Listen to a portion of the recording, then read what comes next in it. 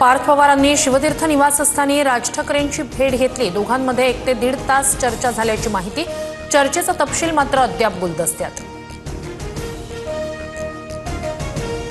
नीलम गोऱ्हे यांनी खरातची कार्यालयात आणि हॉटेलमध्ये भेट घेतली। तृप्ती देसाईंचा खळबळजनक दावा। मंत्रिपदाबाबत भविष्य विचारण्यासाठी भेट घेतली। खरातशी काय संबंध ते गोऱ्हेंनी स्पष्ट करावं, देसाईंची चौकशीची मागणी।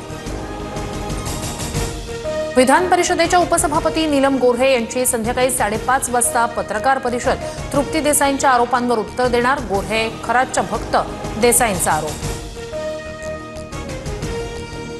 रुपाली चाकणकर आज एसआयटी चौकशीला हजर राहणार नाहीत, सूत्रांची माहिती। खरातच्या मोबाईल डेटावरून क्रॉस चौकशीवर आज भर देणार। कॉल रेकॉर्ड, चॅट्स आणि आर्थिक व्यवहार तपासणीला आज प्राधान्य। खरातच्या शस्त्र परवान्याची नाशिक ग्रामीण पोलिसात नोंदच नाही। संबंधित कागदपत्र उपलब्ध नसल्याची माहिती उघड। तत्कालीन जिल्हाधिकारी एसपी संशयाच्या फेऱ्यात येण्याची शक्यता। रुपाली चाकणकरांच्या पतीकडून रायगडमध्ये अनधिकृत बांधकाम। निलेश चाकणकरांचे पार्टनर चौधरी हे तटकरेंचे निकटवर्तीय। भाजपच्या बबलू सय्यद यांच्याकडून आरोप करत या विरोधात याचिका। शालार्थ आयडी घोटाळ्यात अशोक खरातचा सहभाग असण्याची शक्यता। केसरकर शिक्षण मंत्री असताना खरातनं भावाला शालार्थ आयडी मिळवून दिला, सूत्रांची माहिती। सातारा जिल्हा परिषद राडा प्रकरण पोलीस अधीक्षकांना भोवलं। प्रकरणाची चौकशी होईपर्यंत एसपी तुषार दोशींना सक्तीच्या रजेवर जाण्याचे आदेश। अतिरिक्त पोलीस अधीक्षक वैशाली कडूकर यांच्याकडे पदभार। राजकीय विरोधकांच्या घरी शुभकार्याला जातो पण वैचारिक मतभेद कायम।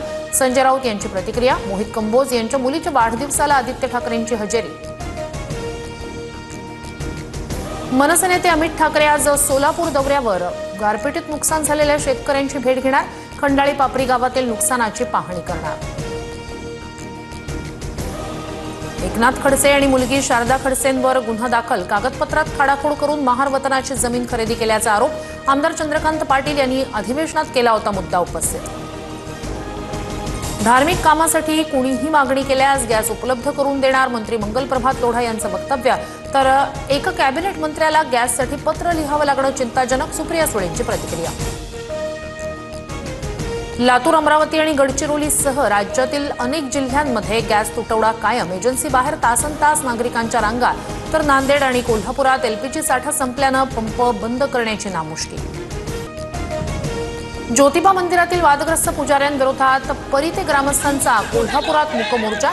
यात्रा काळात पुजाऱ्यांना मंदिरापासून दूर ठेवण्याची मागणी। काही दिवसांआधी 15 ते 20 पुजाऱ्यांकडून 2 भाविकांना लाथाबुक्क्यांनी मारहाण।